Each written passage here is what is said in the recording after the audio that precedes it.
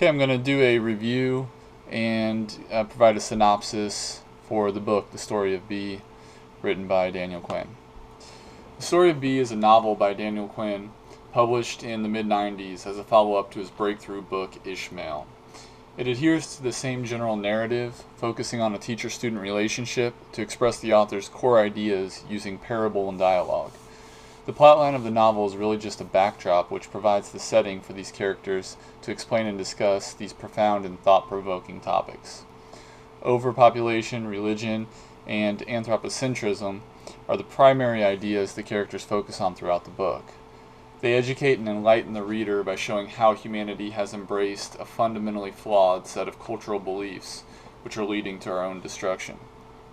The story starts out from the perspective of the main character, Jared, an unlikely protagonist, a Catholic priest. He is a member of an obscure sect known as the Laurentians, whose historical duties, among others, have been to investigate the coming of the Antichrist. He has been appointed by his superior, Friar Lefray, to investigate recent claims that a suspicious orator somewhere in Germany named Charles Adderley, aka B, may indeed be the coming of the Antichrist, the same one their religious scriptures have foretold. As the story progresses, we begin to see that Friar Lefray is in fact the antagonist, not B. We follow Jared as he travels to Europe and makes contact with B, documenting his public speeches as well as personal conversations.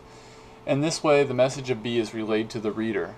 As Jared comes to gain a better understanding of this message, despite it initially conflicting with his personal beliefs and philosophy, then so too will the reader be subjected to the same insights. In this sense, the reader may as well be Jared, who eventually becomes an incarnation of B. Thus, the story of B can be one that the reader goes on to tell others in the same manner it was told in the book. The plot progresses and Jared meets a collection of ancillary characters, primarily associates of B, but also one particular man who we later find out is a malevolent co-conspirator of Friar Lefray. Midway through, Charles, the man referred to as B by his following, is mysteriously murdered on a train while heading to his next speaking engagement. His close associate, a woman named Sharon, resumes teaching Jared and in so doing embodies the message of B herself. She picks up where the old B left off and actually takes on the moniker B as well. The story of B is then not about any one person, it is about a specific message, one that can be relayed by anyone capable of articulating it. The teachings of B are segmented into two parts. There are the public teachings, which are told in the form of monologue, recorded verbatim by Jared in his diary. Then there are the private teachings, which are the more esoteric ideas explored in the form of dialogue, as Jared converses with B outside of his lectures. The public teachings explain each concept in more of layman's terms, albeit still with a considerable amount of depth. The private teachings take the discussion further, looking at it from different angles and adding new insights. This literary technique allows the author to educate the reader by essentially placing him in a beginner's, then advanced class. The ultimate goal is that the reader graduates with a full understanding of the message of B. The main premise of B's belief system is that humans have veered away from the stable and healthy course of existence that they had been on prior to the advent of civilization. He identified a moment in human history around 10,000 years ago when we diverged from our tribal hunter-gatherer existence to a more aggressive and laborious lifestyle which commenced during the dawn of civilization. This transition was caused by something he coins the Great Forgetting. Put simply, this was when the members of our culture began assuming that there was nothing of consequence or value before human civilization began. B explains that the members of civilized culture are not representative of all humanity.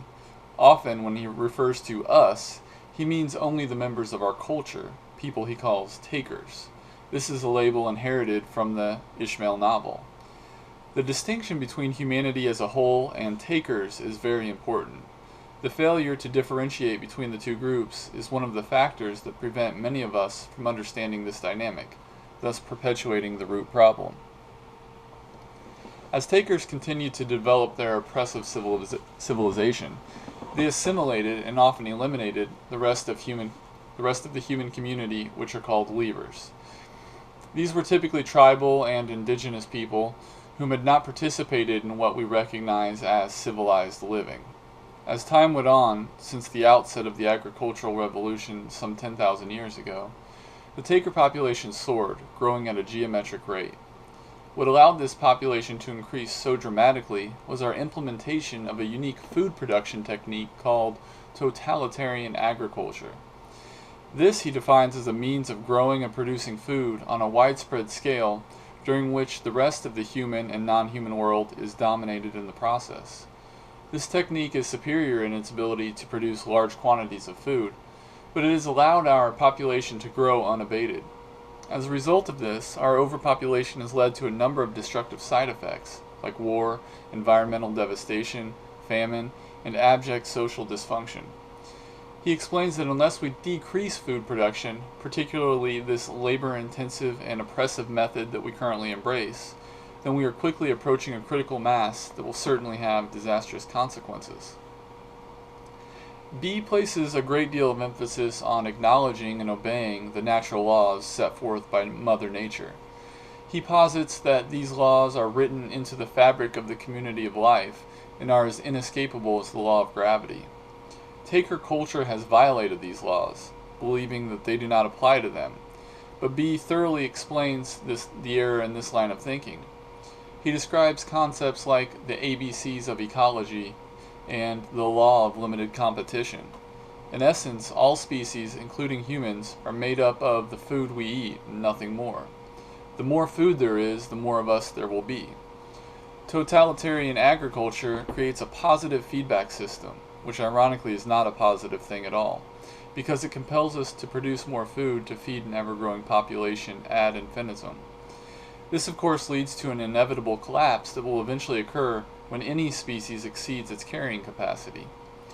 We also violate the law of limited competition by exterminating and overpowering any and all that compete or interfere with our food production, or really any other aspect of what we recognize as civilized living. This behavior is not present in any other species on Earth, including human beings, with the exception of the group of humans that belong to our peculiar culture, the takers. The reason this is so uncommon among non-takers is because this is a self-eliminating behavior and is not an ecologically stable strategy. Eventually, this type of agriculture, this lifestyle, will and must come to an end. It is an absolute ecological fact. The next factor B reveals is the role that religion plays in all this. He refers to our particular brand of religion as salvationism. Since the most popular monotheistic religions of our world are based on the concept of salvation, he explains that the taker culture had become so disillusioned with the mess they'd created, then they assumed themselves to be flawed beings.